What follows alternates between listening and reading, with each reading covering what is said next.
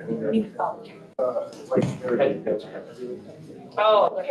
we're going to go ahead and call to order this February 20th, 2025 meeting of the Cannabis Compliance Board. If we could have a roll call. Thank you, Chair. Vice Chair Durrett. Here. Member Merritt.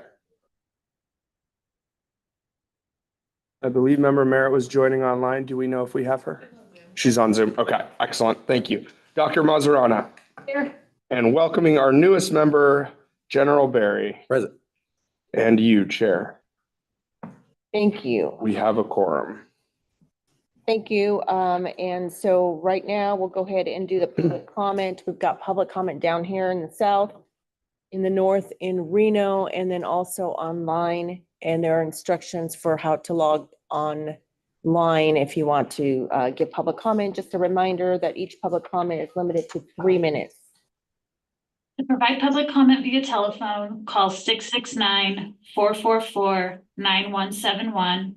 Enter webinar ID 864-1803-5234, followed by passcode 482617. Thank you. First, we'll go down here in the south, and as part of the public comment, I just wanted to welcome the newest member, General Andre Barry. You have a very, very impressive resume, I have to say. And thank you for your service. Thank you. Appreciate that. Yeah. My mother likes it. All right, we'll try to make it easy for you on the first, oh, well, I guess I can't promise you that, but meeting. Okay. Any public comment from the audience down south? Come on, Ed. So, Good morning. Could you state your name for the record? yes, absolutely. My name is Ann Hall. I'm just here representing Eco Weed Disposal Solutions, and I just want to let everyone know that we're here for all of your compliant cannabis disposal needs. And I just want to provide a phone number if anyone's interested, 702-344-2393. Thank you. Thank you. Any public comment in Reno? There's no public comment in the north. Thank you. Any public comment online? If you wish to provide public comment, dial *9 to raise your hand if joining by phone, or click the raise hand icon if joining via Zoom.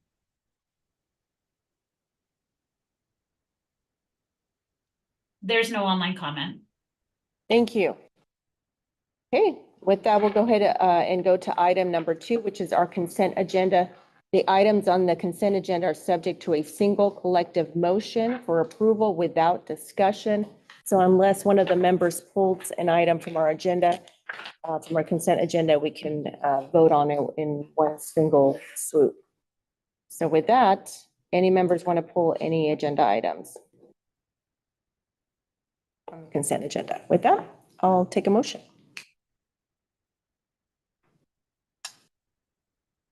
Member Mazarana makes a motion to approve the consent agenda as is stated.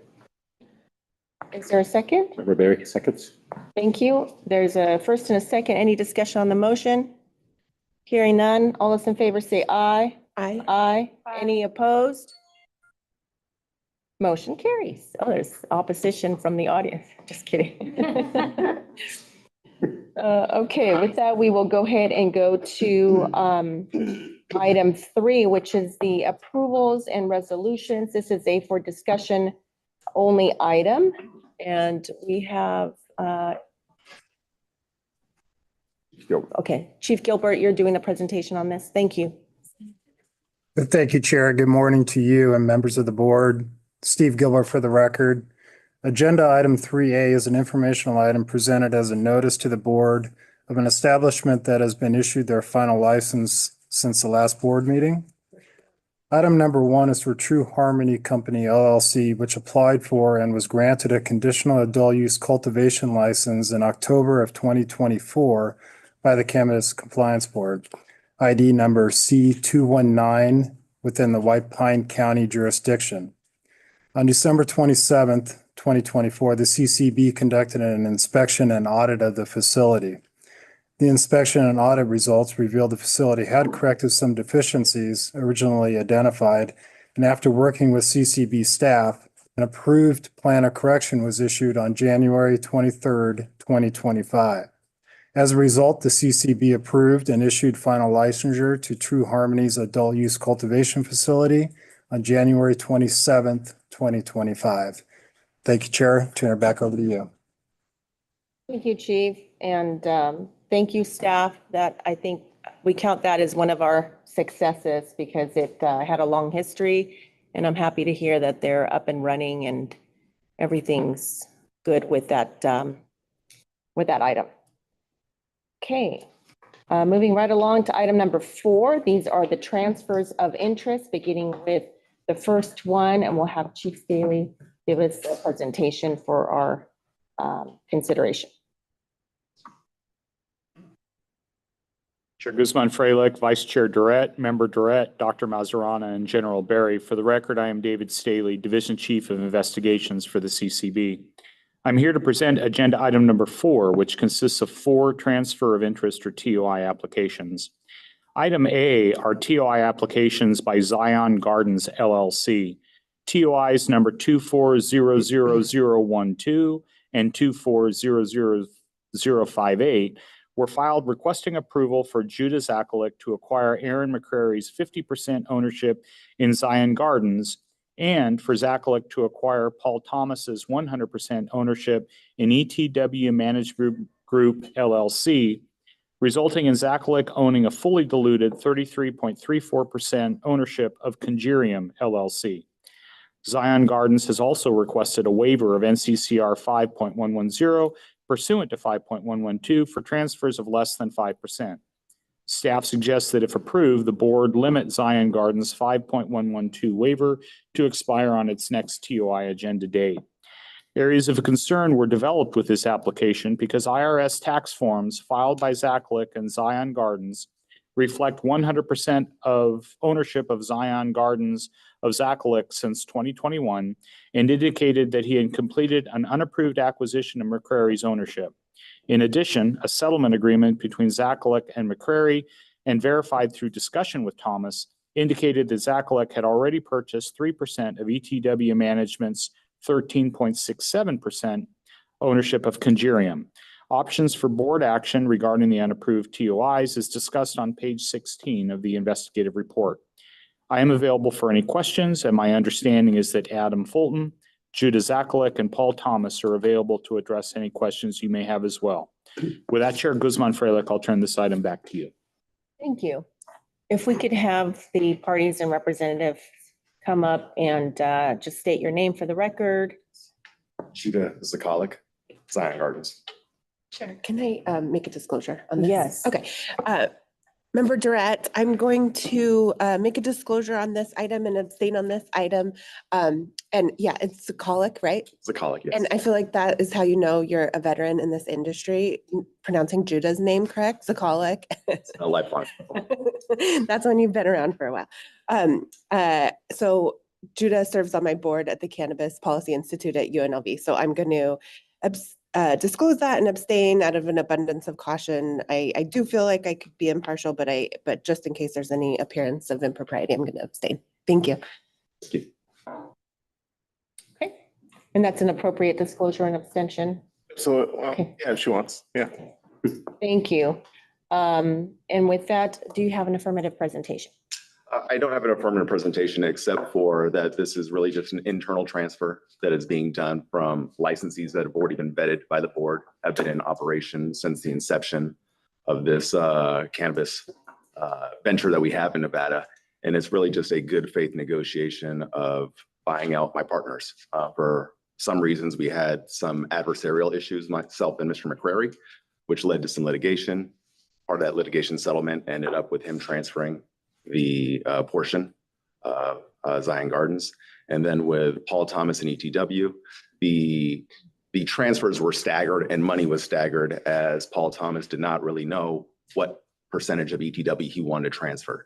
And as the Conjurium entities continue to suffer losses, he decided he wanted to transfer it all.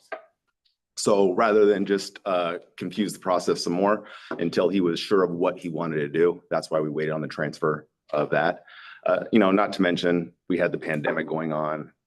There was personal issues. There was the litigation with Mr. McCrary. There was other businesses being affected. So all these things led to a delay in the TOI that you now find before you. I'll also say this, TOI has been pending since May 2023. So for a while, and I appreciate the thorough investigation done by the state. And I think this is a pretty simple matter, but I'm happy to address any issues or concerns that the board may have. When it comes to the taxation issue with the IRS, I would say that is not my specialty, right? That's why I have a CPA advise us on how we should file. All the capital contributions to Zion Gardens, all the infusions were done by me personally. And Aaron McCrary and I decided, along with the CPA, that it was best for me to take those deductions. And rather than give him profit on something that he wasn't contributing to. And once Zion Gardens became net profitable, which it never has, then we were going to add McCrary into the K1s as increasing his ownership. That was done upon the advice of my CPA. So. Okay, so this transfer of interest has been pending since 2023. Can you just give me a timeline of when the transfers were actually done, and was there a trust account? Were there any monies that were deposited into a trust account until the transfer of interest took place, or? So no monies were put into a trust account. No money was exchanged between myself and McCrary. The only money exchanges came with Paul Thomas. All these were conditional upon CCB approval. So to me, there was no TOI until you guys approved it. If you've looked over the documents in the TOI, you'll see that the initial 3% transfer was done on a handwritten document. Mr. Thomas came to me in need of money quickly. And when I had a partner in need, I decided I would help him. And so we had to complete the transaction relatively quickly. I gave him the money. We wrote it down. I trusted him to make sure that the transaction went through well. What day was that? That was Year? December 2020, right around December 14th, 2020. Okay, so that was a 3%. That was the 3% transfer. And at that point, was that reported to, I guess at that time it was taxation that handled? No, it was not reported at taxation. Like I said, at that point, Mr. Thomas was unaware if he wanted to transfer some more. He came to me in an emergency situation. And so rather than go through the official TOI at that point, he was hemming and hawing for if he wanted to transfer more. So rather than go through that process twice, we decided internally that we wouldn't formally present it. And also going forward with Conjurium, we weren't formally representing that transfer was done either until we had the TOI done. So he was still a member of Conjurium during that time. He was still voting with Conjurium during that time.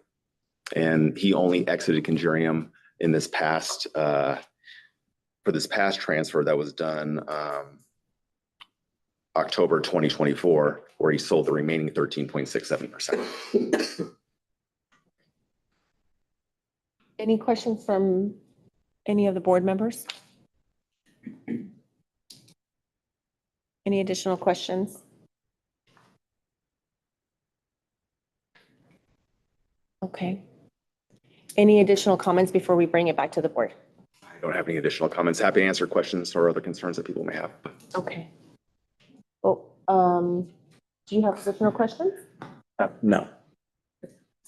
I do remember, Barry, I do get concerned about some of the things you said are just written down versus in a formal document. So I'm just.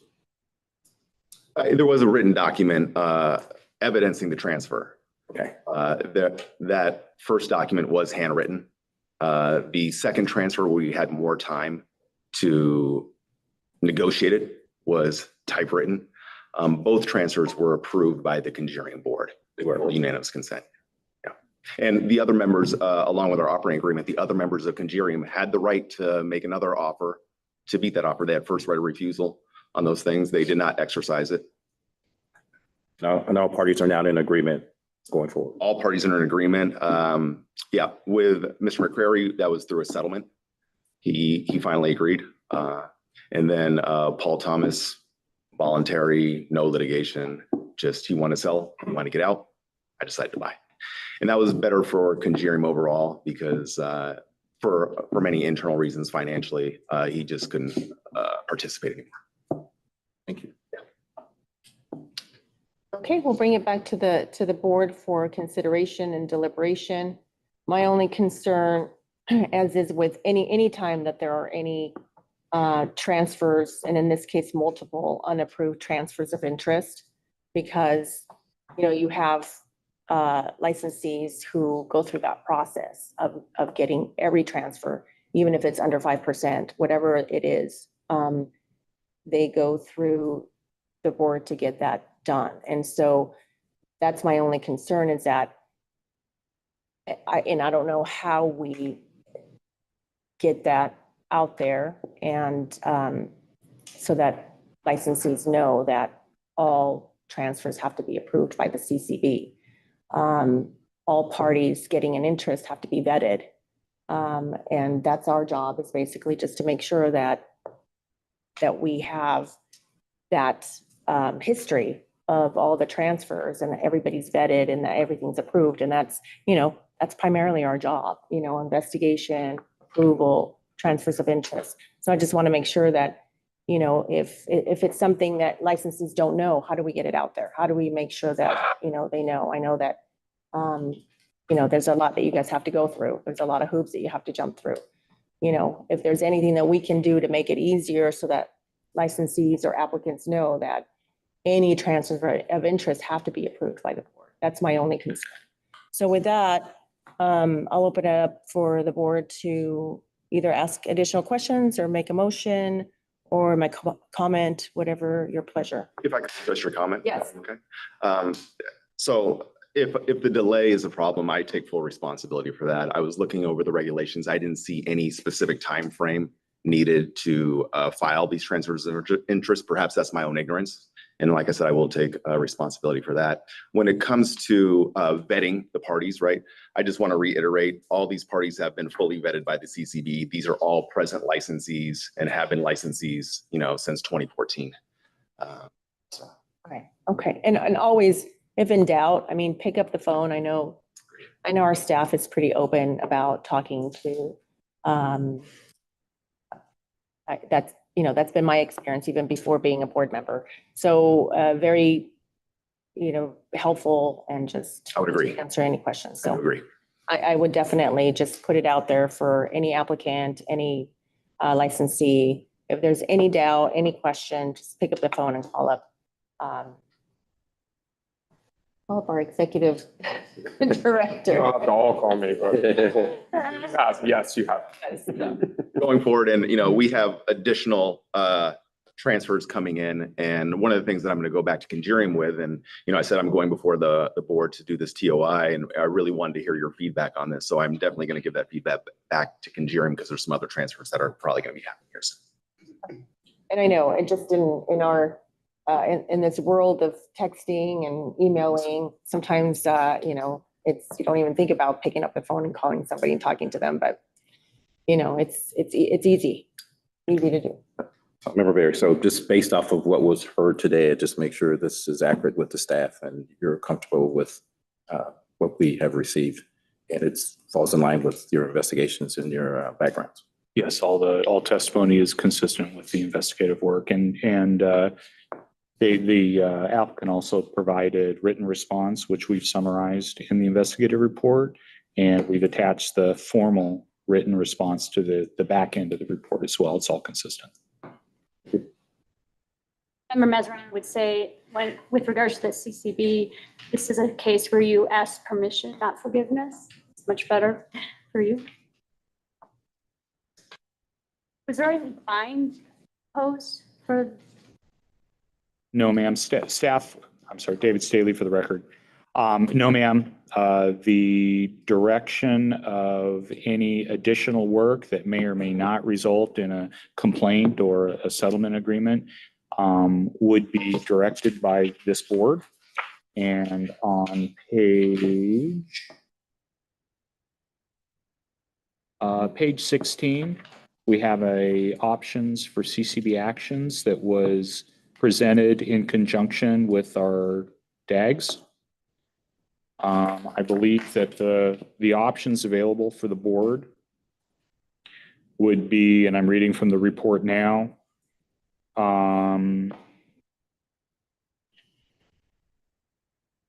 We believe the board may grant the requested TOIs. You may deny the requested TOIs, or you may refer the issue of potential unapproved TOIs to the Attorney General for further review to determine whether or not disciplinary action is warranted. And then, of course, you have the option through conditional approvals or any other action that the board deems is appropriate. Thank you.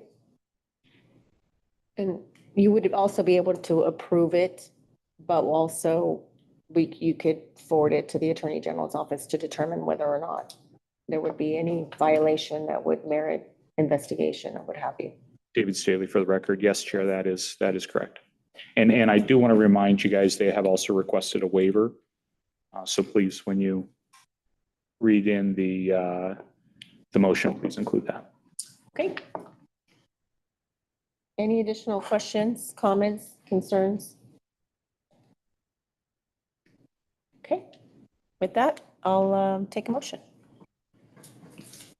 I'll make the attempt. Okay. Kick me if I get it wrong. I won't, but Okay. he might. So I said, I just moved to approve the agenda item 4A, which includes TOI number 2300012, allowing Aaron McCurry's interest in Zion Gardens LCC to be transferred to Judah Zakalik. Zakalik. Commissioners Zakalik, the sole owner of Zion Gardens LLC, and TOI 240058, allowing Zion Gardens LLC to acquire ETW Management Group LLC's interest in Gerium LLC, with each transfer subject to the condition that the waiver NCCR 5.112 would expire on the next agenda date. To include, recommended this to the Attorney General's office to further investigate if there should be any further sanctions. Did you get both TOI numbers in there? I only did. heard one. Oh, okay. Yes, Fine. somebody prepared me pretty well. Got a motion on the table. Is there a second? Member Mazarano seconds that motion. Okay, we have a first and a second. Any discussion on the motion? Hearing none. All those in favor say aye. Aye. Any opposed? Okay, motion carries. Thank you so much. Good luck. Thank you. Okay. All right, we'll go on to item B on agenda number 4. Item. Mr. Staley. Chair Guzman Freilich, members of the board, for the record, my name is David Staley, Chief of Investigations. Item B are TOI applications by Greenleaf Enterprises, Inc., Greenleaf Production, Inc., and Greenleaf Wellness, Inc., or collectively Greenleaf. TOIs number 2400032 and 2400039 were filed requesting approval for transfer of Spike Duke's ownership to subtrusts for Stephen Duke and Tammy Colvey after Spike's death during May of 2024. Greenleaf has also requested a waiver of NCCR 5.110 pursuant to 5.112 for transfers of less than 5%. Staff suggests that if approved, the board limit Greenleaf's 5.112 waiver to expire on its next TOI agenda date. No areas of concern were developed in connection with this investigation. I'm available for any questions, and my understanding is that Wade Beavers, Tammy Colvey, and Stephen Duke are available to address any questions you may have as well. With that, Chair Guzman Freilich, I'll turn this item back to you. Thank you very much. And we have the parties up north or down here in the south? They're up north, Chair. They're getting settled in. Okay, perfect.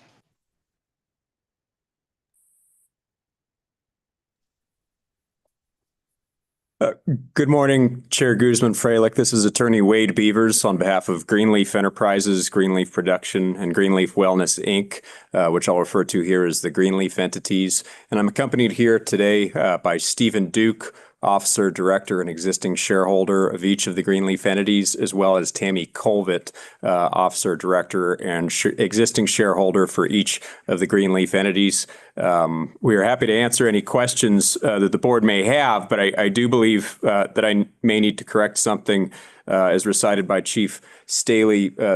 This is a transfer involving 20%, essentially a 40% interest being divided in two and split between Mr. Steve Duke and Ms. Tammy Colvett, 20% each in the form of a testamentary trust distribution to separate beneficiary subtrusts to each of them. This does not involve a transfer of interest of 5% or less. And so we do not seek, and I don't believe we need a waiver pursuant to 5110 for a 5% transfer.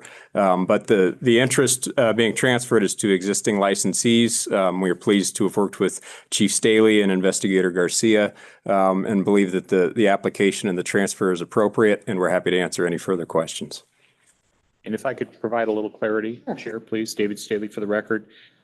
Wade, while the waiver does not apply to the specific TOIs that you've requested here for Spike's ownership going to the subtrusts, my understanding is that the company has requested a waiver going forward that would allow the company to do transfers of less than 5% with only a notification requirement to the board, not formal TOI approval. The transfers that they're currently in front of the board are too large to qualify for that. But given the ownership of the Greenleaf Enterprises, it looks like you have about 5 individuals with 5% ownership. And my understanding was that the company had requested this 5% waiver going forward. Is that correct? Chief Staley, thank you. Wade Beavers again for the record. Thank you very much for the clarification. I do understand now the distinction, and I think the company would like to request that prospective waiver for the 5% interests separate apart from the larger transfer being considered here today. Thank you for that. Okay, perfect. I'm glad we got that straightened out. And first of all, Mr. Beaver, I want to extend our condolences to your clients. I know that your father he was a very respected man in my community up north. And so again, my condolences and thank you for being here today. With that, do we have any additional clarifications or questions for the licensees? Nope. Okay. Any additional comments or questions from you, Mr. Beaver, or from your clients? Chair Guzman, Freilich, Wade Beavers for the record. No, we appreciate you allowing our presentation. We have nothing further. Thank you, Mr. Beavers. Any additional questions, comments, concerns from the board? Okay, if not, I'll take a motion for these transfers. Member Durrett, I move to approve agenda item 4B. And that would include a waiver of the requirements to request transfers under 5.110 pursuant to NCCR 5.112. Do we need that in there? Okay. Okay. Very second. I'm sorry, and that would terminate upon their next hearing date. Okay. All right. And Member Berry second. second, we have a first and a second. Any discussion on the motion? All those in favor say aye. Aye. Aye. Any opposed? Motion carries. Thank you very much.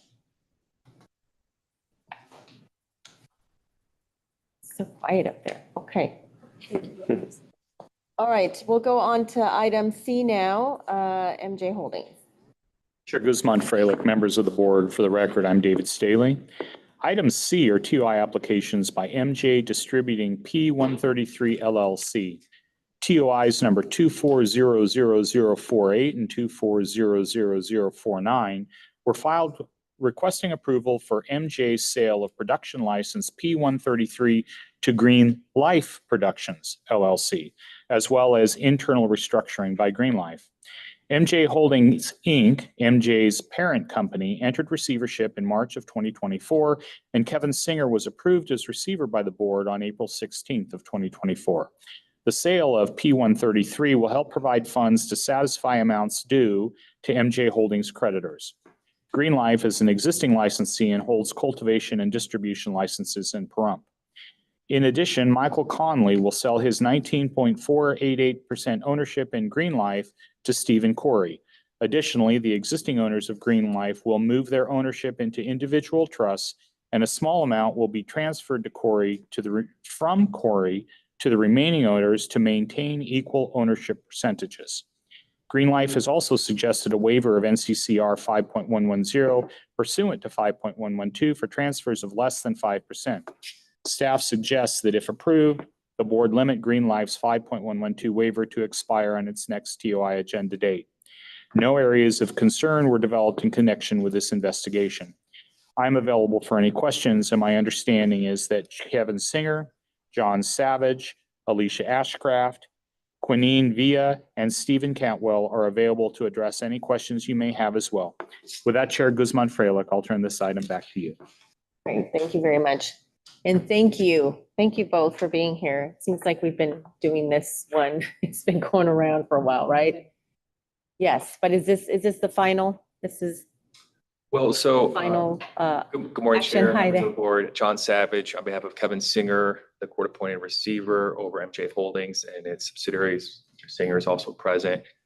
So this license is for, or this transfer application is just for the production license that is held by one of the subsidiaries. There are 2 additional cultivation licenses that are held by 2 different subsidiaries of MJ Holdings, and we are intending to seek court approval for those sales in the future, hopefully soon. Okay, thank you, just production only. Ms. Ashcraft. Good morning, Chair Guzman-Freilich, Vice Chair Durrett, members of the board, and welcome General Barry. Alicia Ashcraft of the law firm of Ashcraft and Barr on behalf of the applicant. With me in the audience today are Quinine Villa, Stephen Cantwell, and Stephen Corey. Happy to answer any questions you have. As Chief Staley pointed out and Mr. Savage just mentioned, this is for a transfer of the production license only to Green Life Productions' already existing operations. They have cultivation and a distribution license in Pahrump. They're looking forward to having this additional license to expand their offerings, which are well respected and known in the industry. I would be remiss if I did not take just a moment, as always, to thank the CCB investigator, the always amazing and ever professional Maggie Adams, who worked on this, who was just as efficient and got it done quickly as always. So we thank her for that. Again, happy to answer any questions you have, but we're just looking forward to receiving the approval, as well as Chief Staley mentioned the waiver of NCCR 5110 pursuant to NCCR 5112. Thanks so much. Thank you. Ms. Ashcraft, I'm curious to hear from your clients as far as like what their plan is and. For sure. I didn't want to take up the time because they had just been here recently on their consumption lounge license, but they are happy to talk about it. I think Stephen Cantwell's prepared to come up if he can switch out for Mr. Savage and Sure. That'd be great. talk about their operations. Thank you. Good morning, board. Good morning. Steve Cantwell for the record.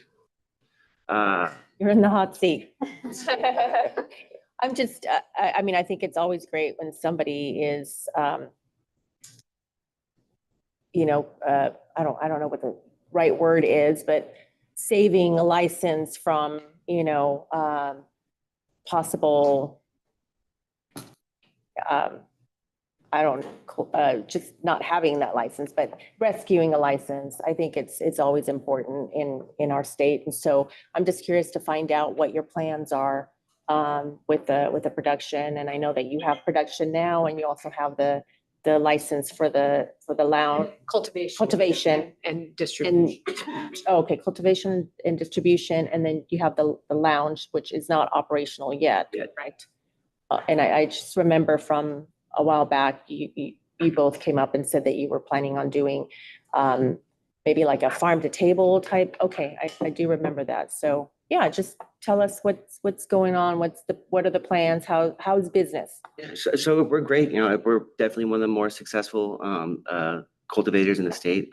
People definitely love our product. We're excited for this opportunity to show people what we can actually do with this plant. You know, we were kind of limited to just, you know, flower, and, you know, as someone who came into this industry on the medical side, that's not always the best way to ingest cannabis for a lot of people. So with this license, we're able to offer, you know, different products, and we're really going to put this license to work and help a lot of people in the meantime. So really excited to kind of show you guys what we can do.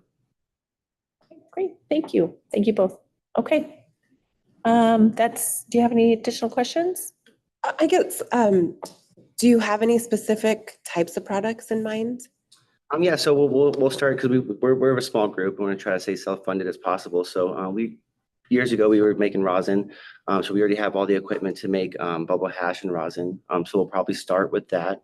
And then I want to get into some type of topical, some type of ingestible, things like that, so people can still medicate without having to consume, you know, and smoke cannabis. So, but first we'll start with just, you know, things that we've already done and try to self-fund as much as possible. Kind of how we do it. Thank you. Thank you. I just look forward to doing some visits so I know what some of this means. Yeah, all new, but it's always helpful to hear from our licensees. Learn every day. Yes. Okay. All right. Any additional questions, comments, concerns? Do we want to hear from the receiver? Any questions from Kevin with regard to the receivership? No? I have another question that just popped in. Did the whole ice extraction thing get worked out? Are you guys doing that? No, so we that's what we were doing a couple of years ago, and then it got removed. Cultivators no longer allowed to do that. So we just put all the equipment aside into storage, and that's how we'll start. We'll start with our ice water extraction, and then we'll go from that to bubble hash and or rosin, and that's probably what we'll start the first couple months, and then hopefully try to get to some type of topical or consumable in the future. Okay, I thought that it was getting resolved to allow you guys to do it. No. Regulations that, okay, sorry. Yeah, no. Okay, that sounds so cool. Okay, ice water extraction. So the little bit I know is that they're not using chemicals to extract certain compounds and make concentrates. They're using ice water, so it's a much healthier. We're trying to make cannabis medicine again. It is kind of our goal. Again, that's great. Thank you. Interesting. Okay. Thank you. Okay. With that, I'm prepared to take a motion. Sure. Member Mazzarano moves to approve agenda item 4C, which includes TOI number 2400048, the internal restructuring of Green Life Productions, and TOI number 2400049, allowing the transfer of production license P133 to Green Life Productions LLC, subject to the condition that the waiver of NCCR 5.112 expires on the next agenda date. We're very seconds. Okay, we've got a first and a second. Any discussion? All those in favor say aye. Aye. Any opposed? Motion carries. Thank you. Thank all of you. Take care. Good luck. I forgot to do it. Public comment. Can I introduce my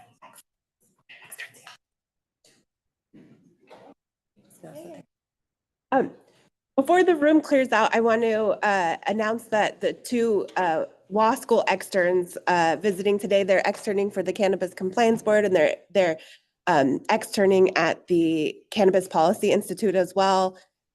We are going to be producing the best, next generation of the best and brightest cannabis attorneys, Josh Lozano and Juliana Ness, and welcome. They're going to be great attorneys, such good writers.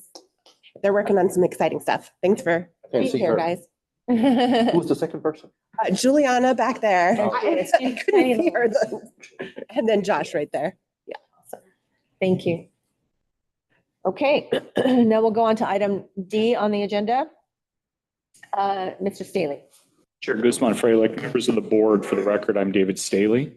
Item D are TOI applications by Lighthouse Strategies LLC on behalf of its subsidiaries Silver State Wellness LLC and Paradise Wellness Center LLC.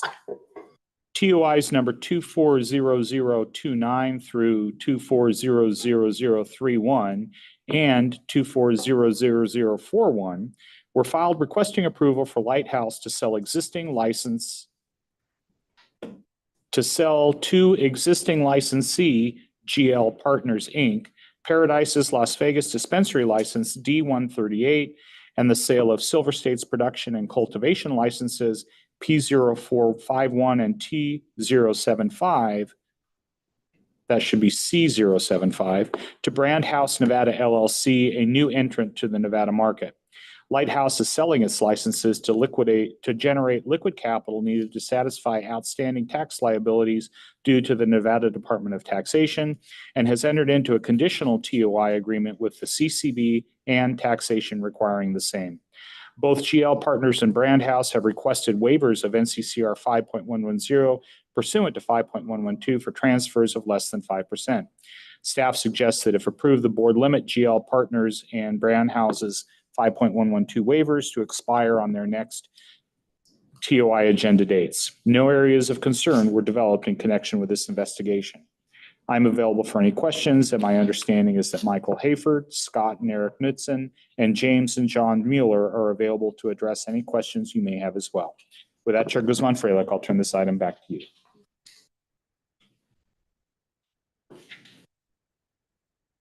That's all up here. Yes, please. Everybody's intense. Michael Hayford might be on. His flight got delayed, so he wasn't able to make it. He's trying to join remotely. That's John. Hi. Hi. Good morning. Amanda Connor with the law firm of Connor and Connor on behalf of GL Partners, Inc., who is proposed to acquire the dispensary license. The CEO, John Mueller of GL Partners, is available via Zoom this morning.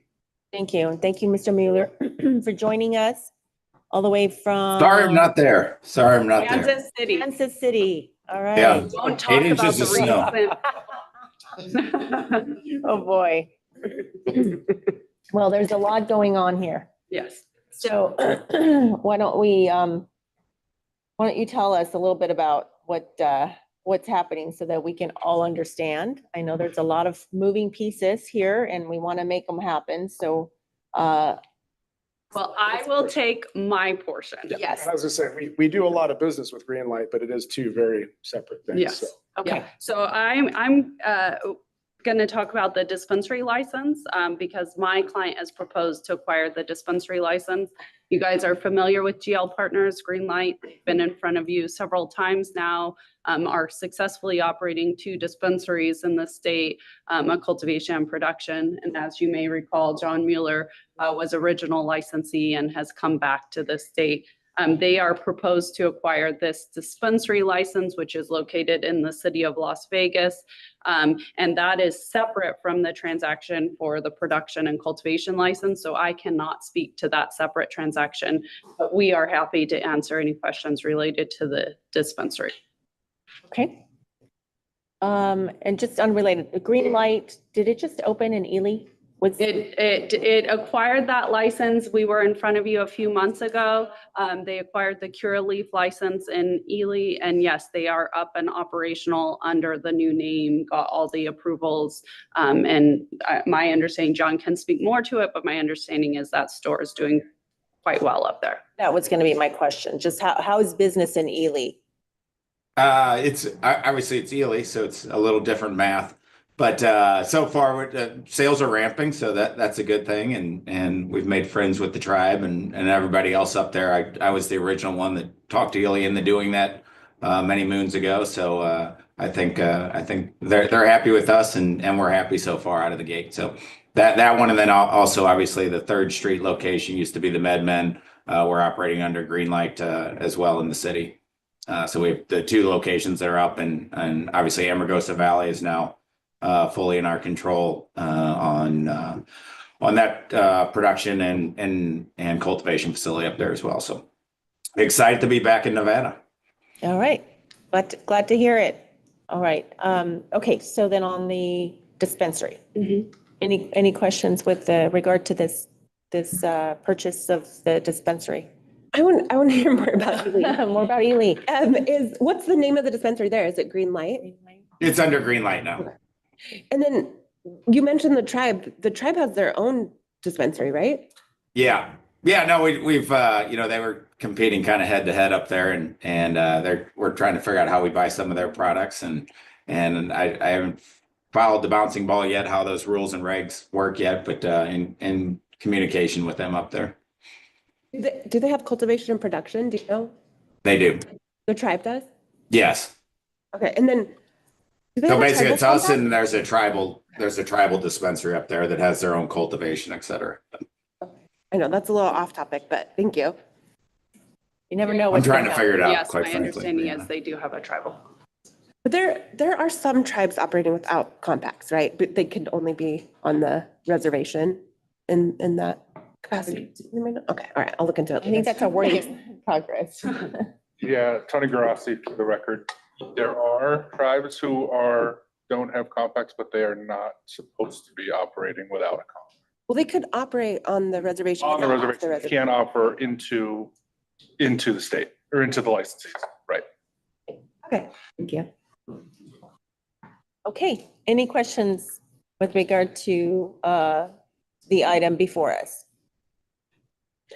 Is this one going to be named Green Light? And this is going to be. Yes, it will. This is that Paradise location where Las Vegas Relief has been? That's correct. And they are going to work to rebrand it. As you're aware, we have to go to the city of Las Vegas to obtain necessary approvals after today. But yes, it will be work to be rebranded. No, okay. Okay, any additional questions?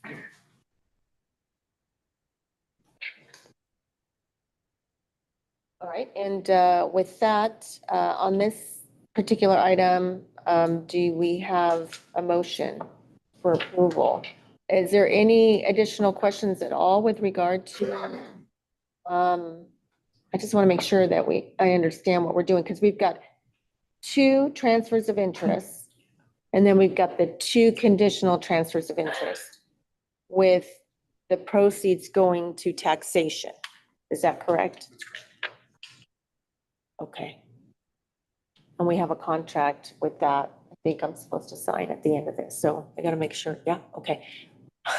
Yes, Chair, Okay. that's correct. The conditional TOI agreements are associated with each of the TOIs. So you would be approving, if you move to approve, would be approving both the TOI and the conditional TOI agreements. Thank you, Mr. Rath. Sorry for the interruption. Yeah, No, Mr. you know, Rath. you're fine. I was wondering where you were, but I'm okay. a little under the weather. Oh, no. All right. Well, I hope you feel better. Thank you. Okay, sounds good. So that's what we're doing. And if there are no additional questions with regard to the transactions that we're doing before us, then I'll go ahead and take a motion for the approval. Member Durrett, I move to approve agenda item 4. Oh, sorry. Go ahead. No, I just wanted to make sure that there was no additional questions. Okay. Agenda item 4D, which includes TOI 240029, 240030, and 240031, involving the sale of production license P051 and distribution license T075 to Brand House, and T240041, allowing the transfer of dispensary license D138 to GL Partners, Inc., with each transfer subject to the condition that the waiver of NCCR 5.112 expires on the next agenda date, and additionally move to approve the 2 associated conditional TOI agreements. Well drafted. Okay. We have a motion. Is there a second? Member Barry, seconds. We have a second. Any discussion on the motion? You had the waivers in there? The waiver was, yeah. That's included. Okay. Yes, the waiver. Okay. We have a first and a second. Any discussion on the motion? Okay, hearing none. All those in favor say aye. Aye. Any opposed? Motion carries. Thank you. Thank you all. Good luck. Good luck. Good luck. And thank you. Thank you, everyone. Staley and his Yes, staff. take care.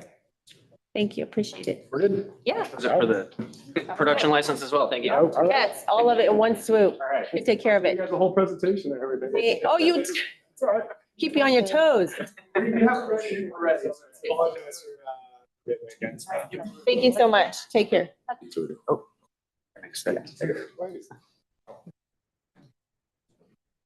Yeah. Well, except for, yeah.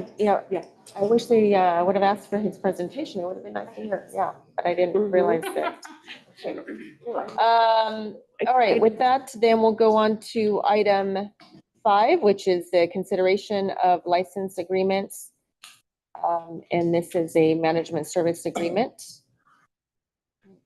You can do. Chair Guzman Freilich, members of the board, for the record, I'm David Staley. I'm here to present agenda item number 5, which consists of one management services agreement, or MSA.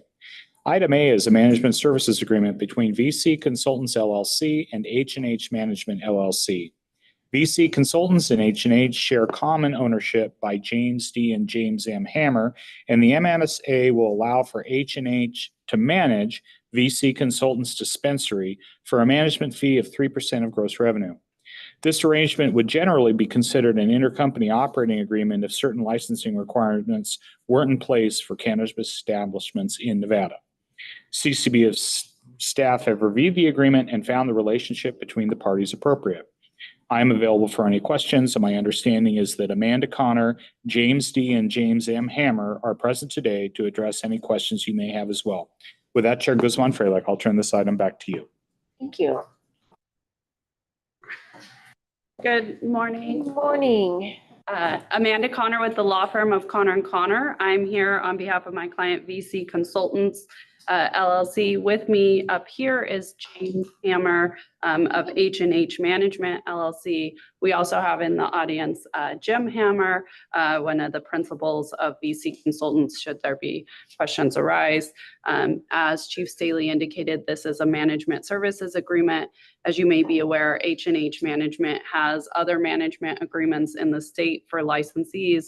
VC Consultants is preparing to open its store. We're hoping to have final pre-opening inspections soon.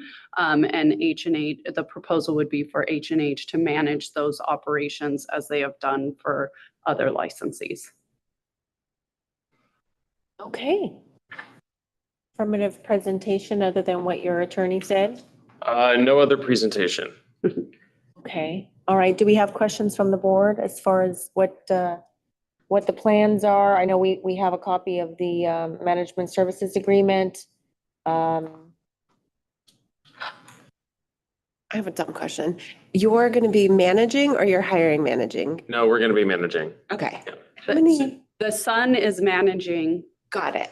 Yeah. Got it. I mean, it's basically what we're doing with Wallflower One as well. Okay, I got it. Okay. So you're not necessarily expanding your management business out throughout other entities? No, this is just for the Wallflower 2 location. Yeah, it'll mimic exactly what's going on with the first location on Blue Diamond. Okay. And remind me again, what is the technology that you? Carrot. Yeah, that's a software for e-commerce, marketing, building on mobile applications, delivery routing, stuff like that. Wow, that's cool. And is it in Nevada or is it being? No, we're in, I think, about 14, 15 states. Oh, cool. Thank you. Appreciate it. Okay. And how's Nevada faring with all the other states? It's good. I think Nevada's actually one of the better, especially like a legacy West Coast state. I think the regs here have really allowed operators, to continue to thrive comparatively. We've done business in some other states that get pretty saturated with licenses and so forth too. So I think like this has actually been a pretty good state, even as there's some, volatility on price points and so forth. I do think from a retail perspective, you can still compete here, which is why we want to continue to grow and expand. To hear. Okay, any additional questions? Any comments, concerns? Member Barry, just What comes with the challenges with the management services? I mean, we've been doing dispensary management since 2016, more or less in a store to begin, and then kind of, the first wallflowers through the receivership of the CW Nevada, estate. So kind of there were some unique challenges with that one, getting up and operational. I think really, just like with anything, learning how to compete, learning the markets that you're going to be operating in, staff obviously is another big component, and learning how to build a good culture at each one of those locations, and being able to continue to replicate your SOPs and make sure that they're, functional. And, obviously the market is another consideration all the time too. So absolutely. Thank you. Does anyone have a motion? Very. I move to approve item 5A, the management services agreement between VC Consultant LLC and H&H Management LLC concerning disciplinary license D229. Member Mazrana seconds that. We have a first and a second. Any discussion on the motion? All those in favor say aye. Aye. Any opposed? Motion carries. Thank you. All right, good luck. And now we're going to go on to item 6. This is a consideration of approval for a conditional license for cannabis consumption lounge. Chair Guzman Freilich, members of the board, for the record, I am David Staley, Chief of Investigations for the CCB. I'm here to present agenda item number 6, which consists of one request for approval of a conditional license for a retail attached cannabis consumption lounge. If this board approves conditional licensure, the applicant will still need to complete necessary local approvals and a final inspection by the CCB's Inspection and Audit Division before it can open for business. Item A is a request for approval from the Deep Roots Holding, Inc. for retail attached consumption lounge under application number ACON A22-00070. Deep Roots purchased various of the Source Holdings LLC's licenses in August of 2024, which included this consumption lounge application attached to dispensary D216 in Las Vegas. If approved, Deep Roots will be the only licensee to hold 2 retail attached consumption lounge licenses. Deep Roots has submitted all information required to move to a conditional license status. I am available for any questions, and my understanding is that John Marshall and Brian Pick are available to address any questions you may have as well. With that, Chair Guzman Freilich, I'll turn this item back to you. Thank you, Chief Staley. Good morning. Good morning. If you could just state your name for the record and give us your presentation. Yeah, good morning, Chair Guzman Freilich and the board. This is John Marshall, Chief Operating Officer for Deep Roots Harvest. So this is a lounge attached to a dispensary, and we are currently looking for a suitable location for both those projects. And we don't have anything locked up yet, and so we got an extension of time for the dispensary license, and we would expect us to fall in line with that, as we get that solidified. You have 2, and they're both pending because you're looking for locations. Mhm. Is there one versus the other or just whichever one you can find first Yeah, so our other lounge license is in the county, and that's at our Blue Diamond location, and we've asked for an extension of time there also. And we're running, the challenge with that one is it's a outdoor consumption lounge on a patio, and there are certain odor control requirements that they're pretty vaguely specified, and so we're having trouble finding the common ground on what to do with odor control there. And so we've been, analyzing the project and what the solutions are there. And then this other one that we're talking about today is in the city of Las Vegas. And like I said, we've just been having a hard time finding the location. So the Blue Diamond one's off to the races. We have some design done, but just working through that specific criteria. And then this one's going to be totally location dependent.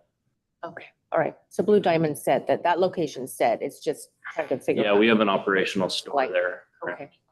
So it's finding a location for the Las Vegas one, for the dispensary and the lounge. That's correct. Okay. All right, thank you for clarifying. A little bit of a needle in a haystack. Yeah. That's the outdoor one? Or- No, the That, well, we'll see what happens with that one. We don't have anything on the radar yet for location. Okay. Member Drett, for the The odor control is local? Is that county? Honestly, we've kind of at both the state level and the local level. The challenge is the criteria of what is odor, what's defined as odor, and what the design criteria is we're happy to meet certain design criteria, but what is that design criteria? And so it's a little bit undefined, and we're working with both with the CCB and the local building department to try to understand that and whether it's fans. It's obviously hard to charcoal filter an outdoor environment. Just with the amount of dust and pollen and everything else in the air. We may even end up having to enclose this. We'll see where we go here. Yeah, I remember somebody at the county asked me, if I happen to know of anywhere where they've developed like a measurement for an amount of acceptable cannabis odor. So there is that the struggle? Like, yeah, kind of. Yeah, there's no like sensor requirement. You can go out and say, well, this has an odor threshold, right? It's very subjective. There's not real objective criteria for what the measurable, is it a particulate count? Is it a nuisance odor? And so we're trying to figure out how to define that, I guess. Because in the past, it's just been based on if neighbors complained, right? Yeah, and even that's subjective, right? Like, I grew up in Denver, and I remember every time the north wind blew, you'd have a feedlot. The whole town of Denver smelled like a feedlot. And you're like, well, how do you define a nuisance odor there, right? And I feel like we're kind of in that same world here with cannabis, like a cigar lounge on a patio.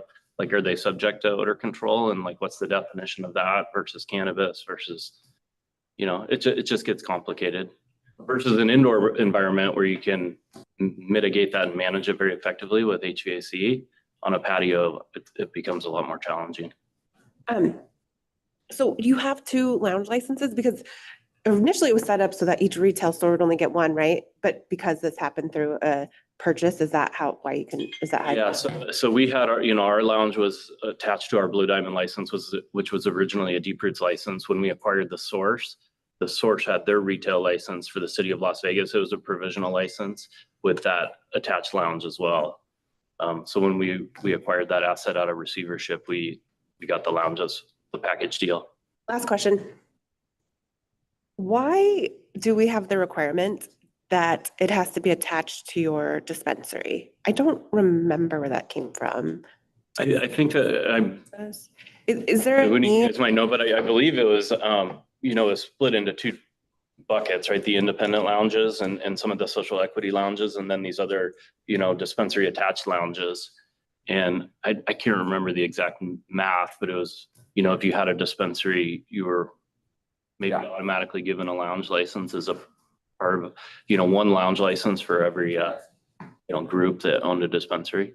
Yeah, James Hunt, for the record, that's statutory. I believe that if you had a retail dispensary, you could apply and get a attached license. So that would have to absolutely fall under theirs as attached. The other ones were the independent, 10 independent and 10 for social equity. Thank you. Yeah, and it makes the search a little harder because now we're not only looking for a dispensary, we're also looking for, the square footage and parking for a lounge as well. That's what I'm wondering. I'm just wondering, not like we're going to decide it here today or ever because it's statutory, but if there really is a continuing need to require them to be attached. I mean, I know I'm somewhat familiar with how that evolved, but I don't know if that continues to need to be the case, that they be attached. Yeah, we're obviously curious about that too into the future. Like if the strip someday opens up, would you be able to break off the lounge and move it to the strip? Yeah. Interesting. It's really intriguing. And Member Barry, just for clarity, there's no precedent for outside measurement. I mean, nationwide, there's no precedent of laws that you could copy or utilize. And if not, at what point do you okay, this is enough, or do you continue on trying to get legislation or laws around that? That's a good question. I think when it comes to like particulate matter, there certainly is regulation. If you're emitting dust or, a byproduct from manufacturing or something, there's measurable particulates, but this is so different because there's not a particulate. It's really just an odor. So we're not aware of any nationally or at other, jurisdictional levels. We've done a fair bit of research on it. I think at some point we're going to have to find some common ground with both the state and the local jurisdiction and, bring it to a head one way or another, whether we have to enclose the property and outdoor lounges are banned or whether they loosen up and soften on the subjective criteria of what the definition of odor is. But is there precedent with like cigar smoke? I don't believe so. Kara? Sorry. Indoors, You're not. indoors, it's easier to design to because you can say we need X amount of turnover per hour. With the particular question of how do you test how strong the smell is? I'm Kara Cronk. What's the acceptable level of the odor? Yeah, Kara Cronk for the record. There are several standards on a national level that we referenced and on a state level as well. We looked at cigar lounges. We referenced ASHRAE. We reached out to some experts in some of our state universities as well. Those are mostly for indoor particulates. However, for the outdoor odor, we leave it completely up to the local jurisdiction and their air quality experts that they have on their team. And they really don't have that set already, right? Yeah, that's been the rub. We're like, does a fan qualify? Does do misters qualify? It's hard. Thank you, Kara. Member Barry, has there been an appetite to receive or set a precedent of developing criteria of city ordinance to move forward, or there's resistance? Yeah, to be frank, like we haven't pushed super aggressively. We've had a bunch of other projects, and then we closed on the source in November, and we've, just the nature of the thing, we've kind of put it on the back burner, and we haven't. I haven't discussed lately with the local jurisdiction. It's on our to-do list here. Thank you. Thank you. Does Mr. Pick, do you have any comments? No, this is Anything to Brian add? Pick. I'm the chief legal officer for Deep Roots. No, I think that John generally covered everything. I think that, this is a matter specifically since it seems like a lot of the questions are revolving around the odor control. It really is something that I know that John and our normal regulatory counsel, Lori Rogich, is working specifically with the local jurisdictions on right now. And I think it's just a process that between the operators, the state, and the local jurisdictions that we're just going to need to come to an agreement on kind of how this should actually function in an outdoor environment. All right, nothing we can solve today, or that it's not within our jurisdiction, so, but we feel for you. So with that, any additional comments? Nope, okay. Any additional questions, comments from the board? If not, I'll take a motion. Member Mazarada moves to approve agenda item 6A, a conditional license for a cannabis consumption lounge for Deep Roots Holding, Inc. Is there a second? Member Barry, seconds. We have a first and a second. Any discussion on the motion? Hearing none. All those in favor say aye. Aye. Any opposed? Any opposed? Okay, motion carries. Thank you so much. Thank you all very much. All right, take care. Thank you very much. Thank you. All right, good luck. Hope you find places. Okay, with that, we'll just go on to, we're going on to our administrative matters. This is item 7. It's a briefing from the chair, the executive director. I don't have anything other than just kudos for the staff, making this a lot easier for us every month. So thank you so much. And again, welcome, Member Barry. And I'll kick it over to the executive director. I know you've got lots of new stuff, especially with the new session. Yes. Thank you, Chair, members of the board. For the record, I am James Hahn, the Executive Director of the Cannabis Compliance Board, and I have been saying that quite a lot since February started. Just a brief update, as per the chair's request during the January 2025 board meeting, legislative update will be provided by myself and team. Throughout the 2025 legislative session, we had 2 office overview presentations on February 6th. We presented to both judiciary committees. That was an office overview. And then on February 7th, that same office overview to the Senate Commerce and Labor Committee with chairs Pazina in Commerce and Labor, Chair Scheibel in Senate Judiciary, and Chair Miller in Assembly Judiciary. We also have upcoming presentations on Tuesday, February 25th in both revenue committees. Those will also be office overviews. I will present that with exec team as I did the first three. And we anticipate our budget hearing for the agency to be in early March. So as far as bills go, we can start with the one CCB sponsored bill. We prepared and submitted AB 76, which, as I referred to in my testimony last week, was a run the agency type bill. This bill was presented to Assembly Committee on Judiciary on February 12th. No fiscal impact on that bill. Please note, as also stated in the presentation, if you watched it, I know that we also sent along the amendment to the committee. After engaging with stakeholders and industry members, the CCB submitted a substantive amendment for the committee's review. We received several questions on the bill specific to really mainly that amendment and some clarifying question as necessary on the main core tenets of the bill as well. Continue to engage in stakeholders as we've always been willing to do, and the committee as it works its way through that legislative process. Currently, there are two other assembly bills related to cannabis that the language has been published for. The first is AB 149, which requires the CCB to adopt regulations governing certain agreements to share information and data maintained by the board. It also asks for an appropriation from the general fund for cannabis research.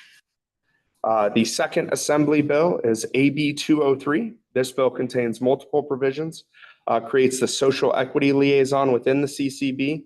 It revises certain requirements related to labeling and delivery of cannabis and cannabis products. It authorizes certain persons to enter into a joint venture agreement with certain cannabis establishments. It revises provisions relating to cannabis consumption lounges, and it authorizes a cannabis production facility to produce and sell non-infused pre-rolls. Other changes this bill would make are revisions to the definition of usable cannabis. It revises provisions relating to the seizure and destruction of cannabis. Additionally, bill authorizes Department of Tax to impose an administrative fine upon a person who engages in the unlicensed sale of cannabis or cannabis products. It revises the responsibilities of the investigation division of the Department of Public Safety. It exempts employee of a cannabis sales facility from certain training requirements. And finally, it requires the CCB and Nevada Gaming Control Board to prepare a report concerning certain issues relating to cannabis and gaming. I will pause before I continue to read the Senate bill. In addition to the three assembly bills, we're monitoring six Senate bills. SB 25 would add cannabis cultivation facilities and cannabis production facilities to the state fire marshal's jurisdiction with regard to matters of fire safety, access means, and adequacy of exit. This bill was presented to the Committee on Government Affairs on February 12th, and that was presented by the state fire marshal, which falls under Department of Public Safety. SB 41, this is a tax bill that's an act relating to the taxation of cannabis establishments, defines certain terms relating to the taxation of the sale of cannabis, requires a cannabis tax permit to engage in the sale of cannabis, provides for the revocation and suspension of a cannabis tax permit, and requires the suspension of a cannabis license under certain circumstances. SB 81 revises various provisions governing education, and it specifies the details for the State Education Board. Sections 33 and 34 are the only sections that pertain to us, and they would require the Department of Tax and the CCB, respectively, to distribute certain revenues from excise tax on cannabis and cannabis products and fees imposed on cannabis to the state treasurer on a quarterly basis for deposit into the state education fund. SB 157, this bill requires the CCB to adopt regulations setting forth requirements relating to the testing of cannabis and cannabis products, and sets forth various requirements for the contents of those regulations. Essentially, this bill addresses lot size testing, which the board heard a petition, I believe it was in August or September. So it does something very similar to what the board has heard. SB 168, this bill authorizes an agent of the CCB to issue a hold for cannabis or a cannabis product only under certain circumstances, requires the board to adopt regulations governing the hold orders.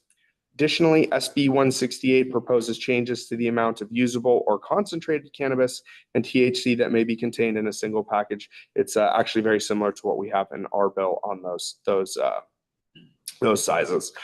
Lastly, SB 198, the section relevant to the CCB is that it requires revocation of the license of a cannabis establishment that violates a federal or state labor law. In addition to those ones that I mentioned, there are 5 additional bill draft requests. Each of these BDRs includes provisions relating to cannabis. We again have not seen the language yet. They're still in BDR form. Hold off on any updates of these until the language is published and or presented. Other than the CCB's bill, AB 76, and as noted, SB 25, none of these bills has been presented, nor have any been scheduled for hearing that we've found yet. If and when they are heard, I can provide more substantive updates at subsequent meetings. We have let it be known and will continue to be known that we will continue to advise the bill sponsors that we can engage where and when requested, should they like to discuss any language of any of these bills with us serving as subject matter experts. As the board is aware, and we've discussed before, as an executive branch agency, the CCB typically maintains a position of neutrality on all cannabis related legislation other than our own bills. So while I cannot lobby for or against any such bill, happy to offer CCB staff expertise to anyone who wishes to request it, as well as board input if the board is happy to give that. Like I said, it's been me talking a lot since February started. So with that, Chair, that concludes my update of what we're currently monitoring in the legislature, and I'm happy to turn it back over to you.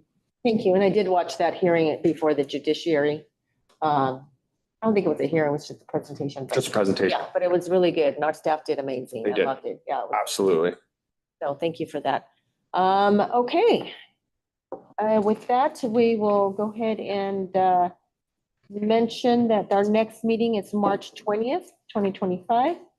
And are there any items for future agendas that the board would like to see on the agenda? Oh, okay. Then we'll go to our final public comment. Just a reminder, we've got 3 minutes per person, and we'll start with the south, go to the north, and then online.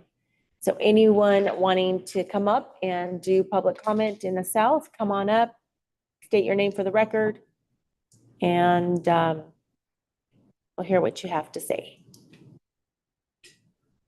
Okay, hearing none, we'll go to the north. Any public comment in the north? No comment in the north, Chair. Okay, what about online? Thank you. We do have public comment online. Great. Jen, go ahead. Please state your full name for the record. Good morning. My name is Jen Guild, and I am the head of regulatory, quality, and safety at Abstracts. Abstracts is a leading manufacturer of terpene-based flavors for the cannabis industry, and I would like to ask the CCB to reconsider restricting terpene-based flavors to botanically derived sources. At Abstracts, we know that the safety of a chemical is determined by its molecular structure, not its natural or synthetic origin. This key point is further discussed in the blog Natural versus Synthetic Chemicals as a Gray Matter, written by Doria Reeser. Scientific evidence shows that some of the most toxic substances, such as botulism toxin, are naturally occurring, while many synthetic chemicals are well tested and safe for human use. Additionally, synthetic versions of natural compounds like vitamin C and melatonin are chemically identical and often safer due to controlled production and purification processes. Furthermore, pesticides and heavy metals are hazards more commonly associated with natural materials than synthetic ones. As demonstrated by the FEMA GRASS program and the RIFM fragrance material safety assessments, the safety of a chemical depends more on its structure than its natural or synthetic origin. Limiting terpene-based flavorings to being botanically derived actually hinders creativity, imposes higher costs, and does not improve consumer safety in the legal market. Instead, it makes the illicit market more appealing to consumers, which ultimately increases public health and safety risks. So I would love an opportunity to discuss this with you further and answer any questions or concerns you may have about removing this restriction. Thank you. Thank you. There's Additional public comment? There's no additional comment online. Okay, thank you very much. And with that, we'll go ahead and adjourn this February meeting of the CCB. Thank you all for being here. Thank you for your patience.